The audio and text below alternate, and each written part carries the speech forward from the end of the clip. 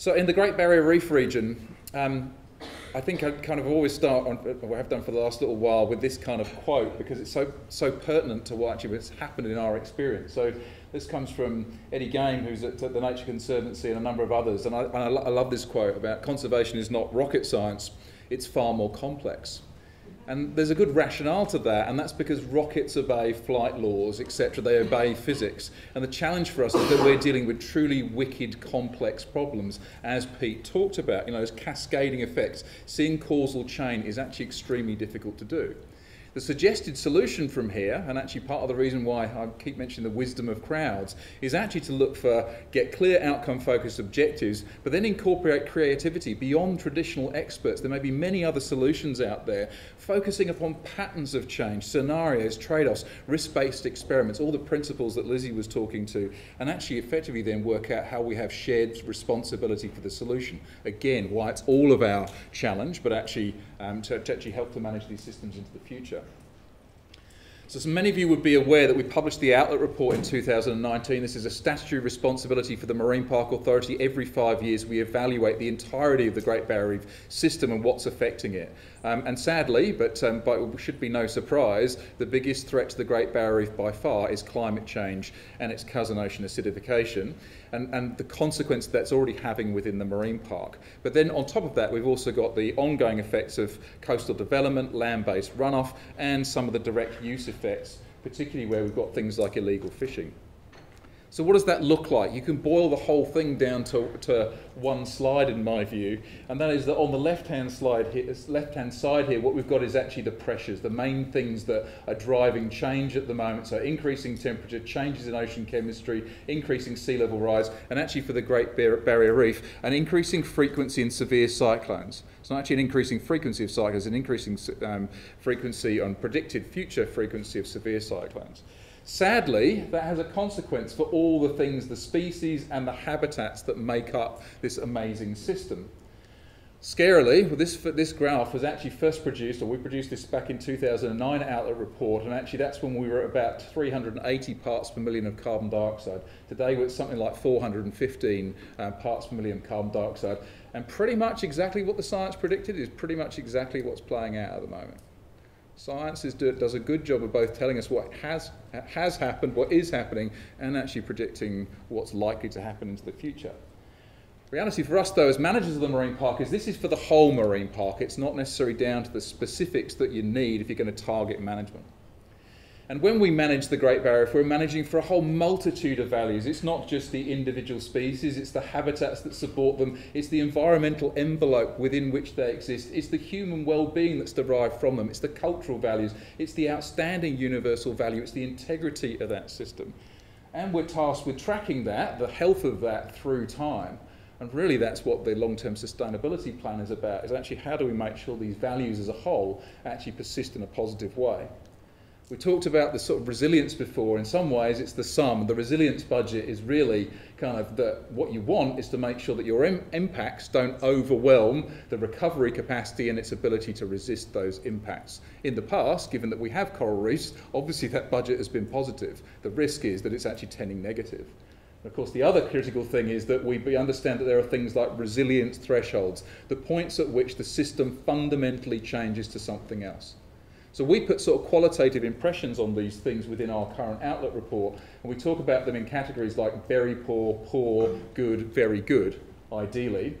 And actually, you would be aware that the long-term future prognosis for the Great Barrier Reef at this point in time is actually very poor. That's not because every reef is in that state right now, it's actually because the trend looks like it's going that way. And one of the critical questions for us as managers is, are we actually breaching those resilience thresholds?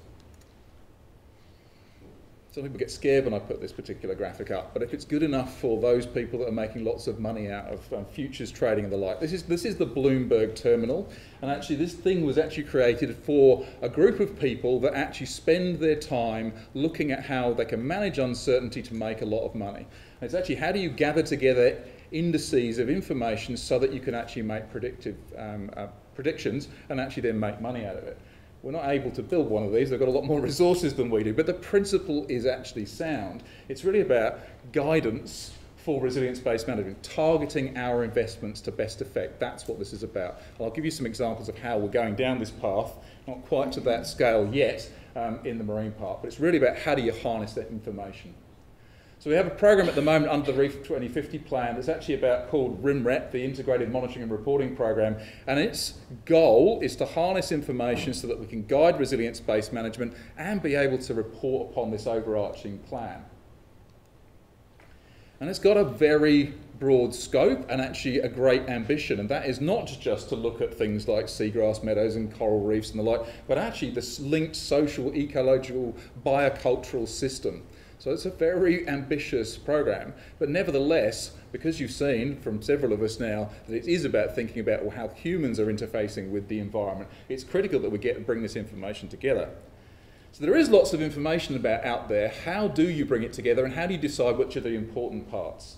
And really this is about how do we build upon the monitoring or the management that we already have. We already have several of these things, which I'll talk about a bit more in a moment. So we've used something called the Driver Pressure State Impact Response Framework. And the premise of using this is that actually it's about understanding the causal change in the system. Which pressures affect the state of the system and actually impacts upon human well-being, and then what management response actions might be best used to affect that system. And it's this linkage, which management responses might be brought to best effect, which is actually the crucial part of the puzzle at the moment, because most conventional monitoring doesn't give you that insight. And that's actually a real challenge for management. It's no fault of the monitoring that's out there or the science that's out there. We've never necessarily needed to do that, but it's absolutely essential now that we have this causal linkage between what's happening in the system and actually the management responses. And we can understand things like vulnerability across the system, what the linkages are in the system, but ultimately it's about giving us the adaptive management cycle and helping us to bring foresight into that adaptive management cycle to channel our management actions, and so that we can use the traditional process of how we evaluate the effectiveness of those plans. So we've done this across the 10 theme areas. It was an exercise of sort of a couple of hundred people actually in total, but at least 70 experts looking across these 10 themes. And when you organise it under that framework, you get lots and lots of cluster areas. I should certainly acknowledge the people from AIMS at the back of the room who slaved tirelessly to bring a lot of this information together. So our gratitude to them and many of the others in the coral reef science community around Australia. But we looked at it from these perspectives in quite the reductionist way across these different kind of areas of knowledge, but also from other perspectives, like the traditional owner perspective. Traditional owners look at the system in an entirely linked way, exactly kind of what we've been talking about, that humans are an integral part of the environment, and actually you can summarise all of what their particular perspective upon how we should understand the system through this perspective of strong people and strong country. They don't see them as being divisible. But understanding all these sources of information and harnessing them is actually the job of work we're undertaking now. And really, again, what we've been really looking to do is to enhance that adaptive management cycle I mentioned before. How do you have your plan, work out what your responses should be, what information you should collect, how you make that accessible, turning that into guidance for management, whether that's quick changes to management in response to particular events, or whether it's actually the longer term reporting that then leads to adaptation of the plan. As I said, there's already been an update to the Reef 2050 plan in 2018, and there's another one to come next year. We're genuinely seeing this as a crucial adaptive management cycle. And ultimately that's because, I'm not expecting you to see the sort of all the graphics here, we're using this to actually adapt the targets at each of these scales for management. And again, that's a crucial thing to do so that you can actually make sure that your plan works to best effect, especially when we've got a system the size of the Great Barrier Reef. So to put this into a more tangible context, one of the other things we've been looking to bring this together into a system, the beginnings of this kind of Bloomberg Terminal-esque kind of perspective, but we've got a first stop shop. Margaret's going like this at the background. Eventually it'll get there, Mark, it's okay. But we've created a number of tools and they're deliberately focused upon taking this scientific knowledge and putting them into formats that can enable management, enable us to take action. And so I'll give you some examples of those. I'll drill into a couple of them because there's quite a few. So one of the first ones is about how do we talk about reporting upon the actions that are already in targets that are in the existing Reef 2050 plan. The first iteration of that plan, the targets were set in a particular way that meant they weren't extremely specific. So actually providing what we can do at the moment is qualitatively report on them in a similar manner to how we do the outlet report. So we're using narrative-based reporting at the moment that will also be, that helps us to understand what's happening under that plan. We also have a number of tools that are helping managers to be able to know of all of the information out there, which things are relevant to that diagram I showed you before for all of the areas relating to the Reef 2050 plan, a search engine that's like a library that says which data sets are out there. You can search it in this web interface with an omnibox type thing that says if I put in seagrasses in there, it will pull up what information is actually out there. Again, a sort of digital library card if you like. And you can search it spatially, so you can grab an area of the reef and actually see which area has data in it that's relevant to your question. That's the sort of thing that people that are doing permits assessments do on a day-to-day basis. What do we know about this area? So again, it's very pragmatically driven in terms of its design. Also things like, it would surprise you, but sometimes one of the questions is, who's doing what where? That's actually not a simple question to answer sometimes. So in this case, the dots on the maps are individual locations of monitoring. If you click on one of those dots, it will tell you who's doing it, what metadata there is, based on the metadata, what they're actually collecting information on, and if there's a link to the actual data, it will take you there. Two of the initiatives that I'm going to sort of give you a little bit more detail on, we quite often talk about the Great Barrier Reef as being 344,000 square kilometres of marine park, 348,000 square kilometres if you take into the whole World Heritage Area.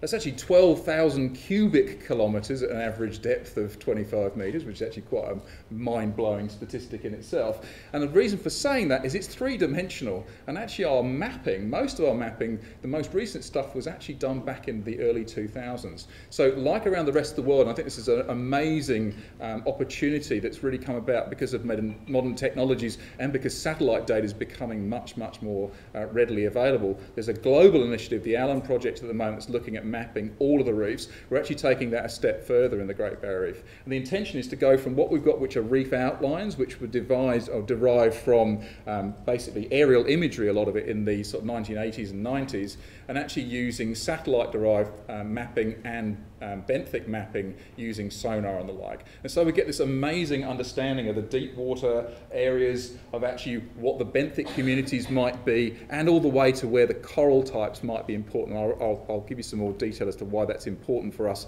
in the Great Barrier Reef region. But this layered approach is going to give us unprecedented information on the assets that are actually out there in the marine park. And by 2020, we're expecting to have, across the whole of the Great Barrier Reef, this sort of mosaic of information that gives us right down to the seafloor, right up to the shallows, where most of the sort of reef-building corals actually sit. The Cairns area is already complete. This is just to give you a sort of visual example of why this is a problem for us at the moment. If you go out into the marine park and actually use some of the tools that are available to us, this particular area, there's big blanks actually. We do have reef outlines for there, but no actual satellite imagery until this project. So we go from this same area down here, which is this bit of the map. There's a great big gap here in terms of being able to visualise that, which is important for how we communicate about it, but also important for management. So this is the overlay of the reef outlines here on this reef, Rip Reef down in the southern end of the Great Barrier Reef. You see there's a border of actually between a fishing zone and a non-fishing zone. It's really important to have good imagery of these areas where you've got an intersection of different management regimes going on. So this will give us unprecedented information at that sort of two-dimensional overview layer. But then there's these other layers that I was talking about. The satellite image mosaic using water depth gives us ability to understand the wave climates, geomorphic zonation, bottom type, and then all the way through the coral types that are likely to be on reefs. That information, when you can understand on an individual reef, knowing how many reefs out there is one question, but on an individual reef, knowing where the coral actually is, gives us lots of opportunities, targeting crown of thorns starfish control, targeting our compliance efforts to particular locations. When you've got such a big system, this is incredibly valuable insights to have. The other thing that I'm going to give you a little bit more detail on is actually this other program. So I mentioned about the mapping, which we see as being integral to all of it. I'm going to give you a little bit of insight into this concept of building a resilience network, and then actually talk about its relevance to the crown of thorns starfish control program. Before I just want to mention that there's been a huge improvement in enhancement in the compliance capacity in the marine park. It's been doubled actually within the last couple of years. Pete mentioned a particular study that's helping us to identify critical species to ecosystem function, and of course there's a huge body of work going on at the moment about how restoration techniques might be scaled to this kind of scale of the Great Barrier Reef, but I don't have time to go through all of those items. So in terms of building the resilience network, as I said, within that prototype I talked about before, we've got a lot of these decision support tools being built. One of them, as I say, is the one for the resilience network. And really it's about us building this understanding through DIPSAR and thinking about what it means at a local scale. I just wanted to make the point that we already have a resilience network in the Great Barrier Reef, and there's actually some quite good evidence, to Pete's point before, although we might not know why, that actually the change in increasing the amount of protected area zoning in 2004 from 5% to 33%, which was done on the basis of a lot of science about what was in the various areas, has actually already delivered resilience benefits. So this is from a paper from Camille Mellon and others, actually based upon the AIMS long-term monitoring program.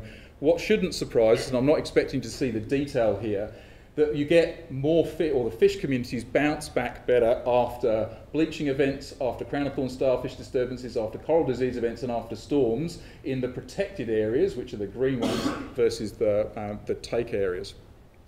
Interestingly, there's also evidence that the coral communities bounce back faster. Now, talk to Camille and Aaron McNeil and others, their suggestion is that's because they were more resistant to those individual impacts. But this and other evidence makes us more confident that actually what we're doing and have been doing for the last few decades is actually crucial in building resilience. In some ways, some of you may have seen me talk about this before. If we understand this system, you can think of it like a game of snakes and ladders, or chutes and ladders, I think, for our American cousins. In the end of it, it's really this balancing act for coral reefs. So what's the probability that you're going to get to the end, to get to a coral dominance? Well, actually, that's dependent upon what are the inherent things that allow corals to accelerate and grow after disturbances, their natural resilience capabilities, and what's the disturbance environment? How many snakes are there out there that are going to push you back down to the bottom, maybe to a more algal-dominated state? And of course, in a place like the Great Barrier Reef, we've got mapping that helps us know there are different patterns of the way those disturbances play out in the marine park. And of course, the way that that plays out, you're essentially playing on different snakes and ladders boards depending upon where you are in the park. So this central part of the Great Barrier Reef, unfortunately, happens to have a high disturbance frequency from multiple disturbances. Crown of thorns starfish have a big effect here, as do cyclones, so a cyclone alley. Once this is updated, which I'll show you a bit more of in a moment, actually this area has actually also had a really hard time in the last couple of years. But you can understand that in space and time, climate change is essentially pushing all of these areas around the world to being a board that you're playing on more like this. But ultimately, understanding these dynamics gives opportunities for guiding and targeting our management. I also wanted to nod to something that the Nature Conservancy did quite a number of years ago. You can say that the marine park that we have at this point in time actually follows the principles, or the first set of principles about how you should go about building resilience into protected area networks, because it does a good job of representing and replicating what's out there at the moment. We have 33% no take across the bioregions. But actually, if you can understand disturbance dynamics and recovery, exactly what Pete was talking about this morning, then you can start thinking about how you might build in things like areas that are less affected by disturbances than others. And there are many of them in the marine park. Areas that might be more highly connected, the 3% of reefs that might affect the outcome in terms of recovery for 47% of reefs in the park. And so on the right-hand side here, this particular plot, you'll see in a moment in the tool that we've actually created, you can plot every reef on the Great Barrier Reef. This has been a partnership with UQ and ourselves and many others, really, about how we get to understand these dynamics for the Great Barrier Reef. So we've built a prototype tool, and that tool helps you. This is Rib Reef, not Rip Reef I showed you before, Rib Reef, which is offshore from Townsville. And actually you can see, so this is the disturbance history over the last between 2007 and 2017 for this reef. And what you see in here is actually, not surprisingly, it experienced a high degree of thermal stress in 2016. It had a high amount of wave damage from Cyclone Yazzie, particular in 2011, but also affected by one of the other major cyclones. And then that there's actually been quite significant crown of thorns starfish exposure. You can see the combined effect of those things. We also understand some of the water quality dynamics. This has been added into the recovery term. So we actually, where there's poor water quality, exactly as Pete was saying, then actually we would use that along with connectivity to model something about what we believe the recovery might be likely to be for that location. If you do that for all 3,000 reefs in the Great Barrier Reef, then there's a couple of things in it which aren't a surprise. One, that there's been a heck of a lot of disturbance across many of those reefs over the last decade. But importantly, there's actually quite a number of reefs that haven't had all that disturbance, and most of the reefs are actually in an area, are actually what we would consider to be high recovery, and that's because of the huge amount of connectivity that's actually in the system at the moment. So this is a prototype, it's experimental, but it's exactly the sort of thing where, because we're in the situation we are with coral reef crisis, we need to use these tools, put them at the fingertips of managers, think about reefs for their potential to recover into the future, because that can help us guide our management actions.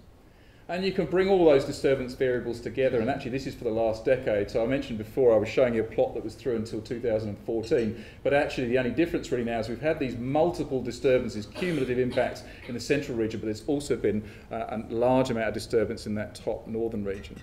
Importantly, there still are a bunch of areas on the Great Barrier Reef, it's huge, that haven't had those disturbances. And the sort of the messaging that's gone out around the world that it's all gone, it absolutely is not. And I think there's many people in this room that have seen the bounce back potential of reefs in the Great Barrier Reef, even following major disturbances. That resilience is still there. The question is how many disturbances it have to deal with. So I said I'd then turn this into the practical example. I don't know if I'm following my own time frame at the moment, but nevertheless, I'm the MC, so I get to do that. This is actually an animation from Ames from actually several years ago, but it's great for helping you. You can plot the overall pattern of crown of thorn starfish and what they do, but they're a dynamic disturbance. They're a dynamic chronic disturbance. In fact, we get more years of outbreak than non-outbreak in the GBR. But of course, they're not everywhere all of the time. They're in different locations. And because of improvements in control technologies, we have a technique now which allows you to kill a starfish with one injection. Until about 2 or 3 years ago, you had to inject every one of the 24 arms of a crown of thorn starfish to kill it. It made culling almost impossible. Now, actually, if you can inject one arm, you can kill it. So it's not that it's not still a challenge, but actually it's become much more feasible to do. What's more, we understand a lot more about the sort of outbreak dynamics. We're setting sort of management kind of objectives based upon where we think we are in the dynamics of the outbreak and have different objectives during that time. We've got more capacity than we've ever had. We've got 5 boats out there actually at this particular point in time. And we're using a lot of what Pete was talking about, and actually a lot of this has actually come from Pete's lab and from many others and from CSIRO as well. Understanding water quality dynamics helps us to understand, one, whether some reefs are likely to be sources of crown of thorn starfish larvae and cause an infestation of downstream reefs, which ones have lots of connections to upstream reefs. The Great Barrier Reef is actually almost exquisitely sensitive and vulnerable to crown of thorn starfish outbreaks. It's the great Achilles heel. The flip side is actually the benefit of that kind of connectivity is there's also huge connectivity for the millions of coral larvae that are produced every year from the corals that are out in the marine park, and actually their consequences downstream. So again, this is like the game of snakes and ladders I mentioned before, and understanding these dynamics means we can target in a way we've never done before. So with 5 boats, 3,000 reefs, that seems like an insurmountable problem. But if you can bring it back down to the 3% of reefs, in this case, there's about 70-odd reefs within this particular Townsville sector, and actually we're selecting different reefs for different types of management interventions. So the crown of thorn starfish control program at the moment, using divers, is not going everywhere. It's going to the reefs which are seen to be most ecologically important or ones that are risk the spread of the infestation of crown of thorn starfish. So what? Well, RBM in action, I would say. Coral cover on high priority reefs, or a majority of them, has been maintained above the target level, so about 25% coral cover. There's a reef offshore from Townsville that several of us probably would have been to, John Brewer Reef. In the previous outbreak, early 2000s, that went back down to about 5% coral cover and stayed there for nearly a decade. That reef, it actually, after it had finally bounced back, it's still at something like 30% coral cover, and it's had an outbreak on it for the last several years. Some estimate as well, something like 150,000 cots killed in 2019. That equates to, when you look at the average amount of coral they eat, 1.5 kilometres squared of coral, right? Now that might not sound like a lot, but 10 million coral recruits, if you planted them out, you're getting 1,400 metres squared, 1.5 kilometres squared of coral that's also producing millions of larvae and seeding those downstream reefs. You can see the consequential cascading benefits, and that's why the Australian government, Queensland government and others are actually investing a large amount of money into this program at the moment. So, coming back to where I started, I mean, like, in the end of this is about actually how we use all of the tools to best effect, which I'll amplify the point of in a moment, but really what we're trying to do by investing, and I would contend that the summit that we ran in 2017, the blueprint, proved to be eminently investable. There's been a huge amount of money injected into the system by the Australian government under all of these topic headings as a result of describing what we collectively thought was important for coral reefs to do the best thing for them into the future. And really that's about reducing the disturbances or getting out of the way of them wherever you can and actually building those connections. Because ultimately this is what we're trying to do, use all the tools that we've got at every scale, and really it comes down to that, how do you target better? You know, that's what all sorts of other walks of life do. This is about how do we target our management to best effect. And for me, that's why, because I want him to be able to go and do that.